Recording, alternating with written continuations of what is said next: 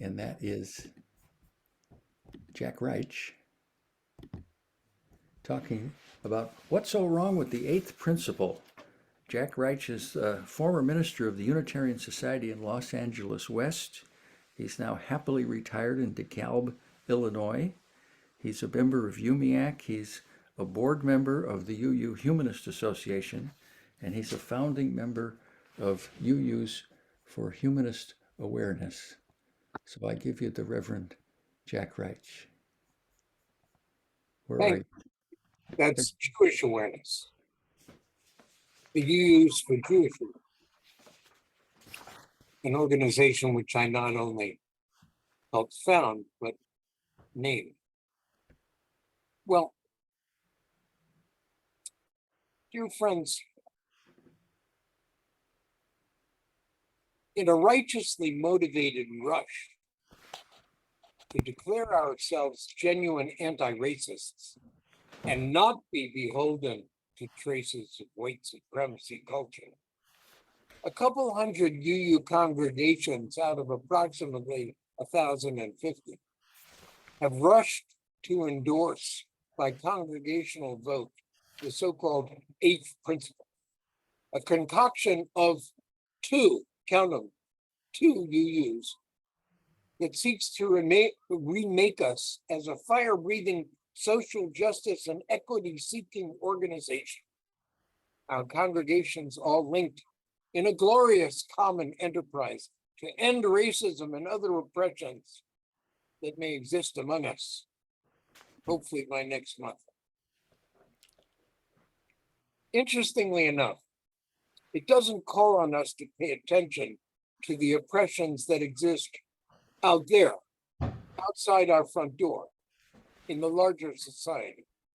And it is my contention that if adopted as denominational policy, it will have injurious effects on our future. But why is that so? We have gotten along for some 50 years now with a basic skeleton of belief that we affirm as individuals and covenant to promote as congregations, consisting of first 6 and later 7 principles, which we understand to undergird our UU religion. You all know what they are. We recite them often. And if you're ever tempted to forget any, they're printed about 6 pages in from the front of our current hymnal. So the first criticism I have to level at the putative addition to these is it's not a principle at all. What is a principle? It is a guiding idea, succinctly stated, on which a much larger body of thought and behavior can be based. For example, our first principle is a belief in the inherent worth and dignity of every person. 8 words, that's all it takes. And centuries of philosophizing, of argument and counter-argument are wrapped up in that simple, elegant phrase, the inherent worth and dignity of every person. So much can be derived from this simple statement. All are included. We leave no one out. There is no superior category of race or creed or class above any other. In fact, we shun categories at all. In contrast, the so-called eighth principle is a jammed together set of assertions and commitments, some of them hidden, which are jarring when put with the others in their ambiguity and inelegance. Quote, we covenant to affirm and promote journeying towards spiritual wholeness by working to build a diverse, multicultural, beloved community by our actions that accountably dismantle racism in ourselves and in our institution, unquote.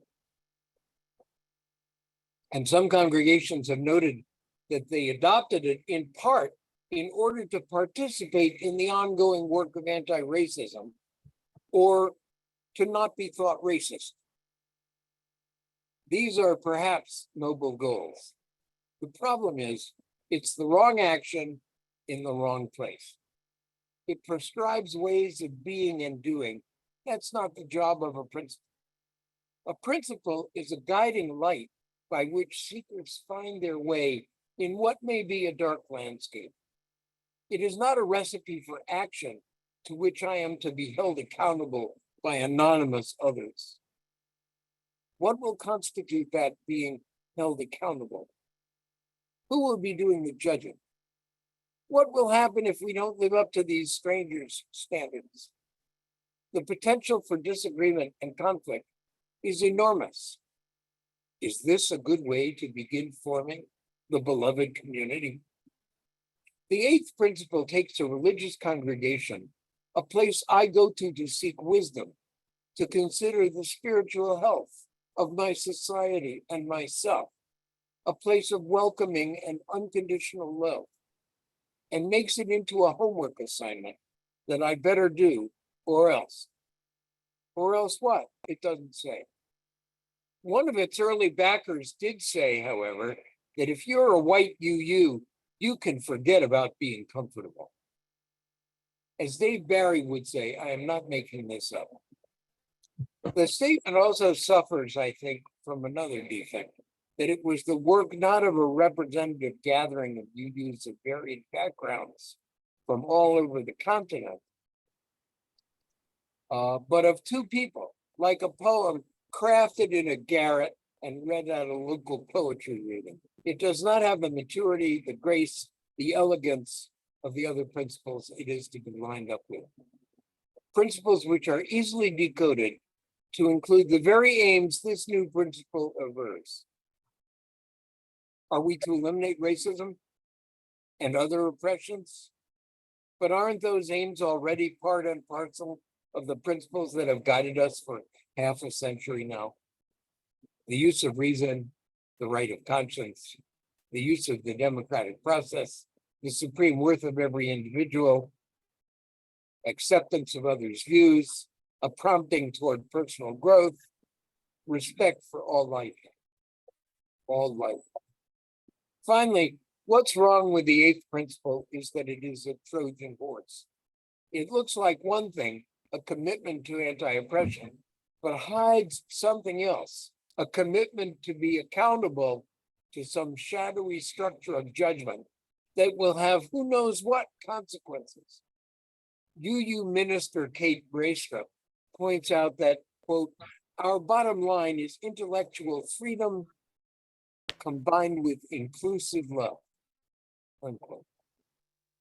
That's certainly what attracted me as a young college graduate in the early 1970s, so that I forsook rabbinical college to become a Unitarian, and has held me ever since.